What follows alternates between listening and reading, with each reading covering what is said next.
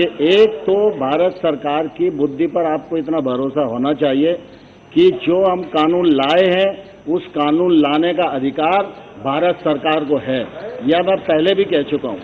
और दूसरा, ये जो मिनिमम मूल्य वाला आश्वासन एक्ट है, इसमें किसान को सिर्फ फायदा ही फायदा है।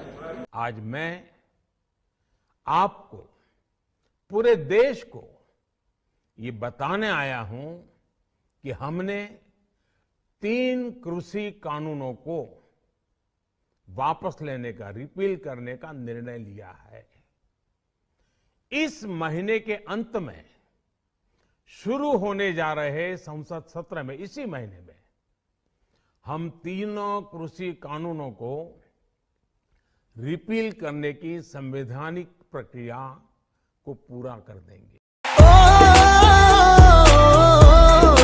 देश भर में छोटे किसानों को आय सहायता देने के रूप में पीएम किसान सम्मान निधि योजना आरंभ की गई। 1,62,000 करोड़ रुपया इस योजना के माध्यम से किसानों की जेब में पहुंचाने का काम किया। क्रॉप लोन की तरफ अगर हम ध्यान देंगे तो क्रॉप लोन को इन 7 वर्षों में दोगुना किया गया है। किसान क्रेडिट कार्ड के कवरेज को भी बढ़ाने के सद प्रयत्न किए गए हैं। कृषि क्षेत्र में अधोसंरचना की कमी लंबे समय से थी। इस अधोसंरचना को बढ़ाने के लिए 1 लाख करोड़ रुपए का इंफ्रास्ट्रक्चर फंड प्रावधानित किया गया, जिस पर काम प्रारंभ हो गया है। अनेक संस्थाओं को इसका लाभ मिलने लगा है। फिर नीम प्रोटीन यूरिया हो, चाहे हमारा सॉइल हेल्थ कार्ड 22 करोड़ किसानों को देने का मामला हो, इन सब दृष्टियों से खेती और किसानी को लाभ पहुंचाने का प्रयत्न प्रधानमंत्री नरेंद्र मोदी जी के नेतृत्व में किया गया। प्रधानमंत्री जी चाहते थे कि किसानों के जीवन में जो बंदिशें हैं उनको खोला जाए।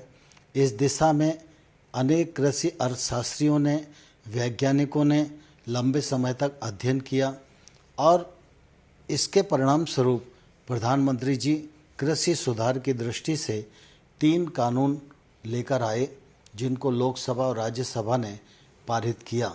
उन कानूनों का लाभ निश्चित रूप से किसानों को मिलने वाला था और उन कानूनों के पीछे प्रधानमंत्री जी की साफ नियत थी कि किसानों के जीवन में क्रांतिकारी बदलाव आए। लेकिन मुझे दुख है कि इन कानूनों का लाभ हम देश के कुछ किसानों को समझाने में सफल नहीं हो पाए।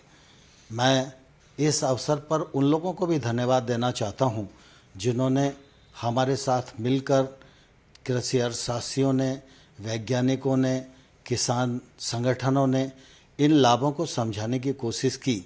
मैं निश्चित रूप से उनका बहुत आभारी हूं। प्रधानमंत्री जी ने लगातार इस बात की कोशिश की थी कि इन सुधारों के बाद देश के कृषि क्षेत्र में बदलाव आए, लेकिन कुछ ऐसी परिस्थितियां बनी जिसके कारण कुछ किसानों को इन कानूनों में आपत्ति दिखाई देती थी। यद्यपि तर्क के साथ हम लोगों ने चर्चा का रास्ता अपनाया, उनको समझाने की कोशिश की, लेकिन फिर भी हम सफल नहीं हुए। इसलिए प्रधानमंत्री जी ने आज गुरु नानक देव जी के प्रकाश पर्व के अवसर पर इन तीनों कानूनों को रद्द करने, रिपील करने का जो निर्णय किया है वह निश्चित रूप से स्वागत योग्य है। प्रधानमंत्री जी यहीं नहीं रुके, साथ ही साथ प्रधानमंत्री जी ने आज यह भी कहा है कि जीरो बजट खेती हो, एमएसपी हो और क्रॉप डाइवर्सिफिकेशन का विषय हो, इन सब पर एक समिति बनाई जाएगी। इस समिति में केंद्र सरकार, राज्य सरकार, किसान, वैज्ञानिक, अर्थशास्त्री, ये सब उस समिति में रहेंगे। यह समिति एमएसपी को प्रभावी और पारदर्शी बनाने की दिशा में और बाकी विषयों को समेटकर अपनी रिपोर्ट देगी। वह रिपोर्ट आने वाले कल में किसानी के क्षेत्र में लाभप्रद होगी, ऐसा मुझे विश्वास लगता है। और इस दृष्टि से आज प्रधानमंत्री जी ने जो निर्णय किया है, यह उनके बड़प्पन और किसानों की भावनाओं के प्रति संवेदनशीलता का परिचायक है।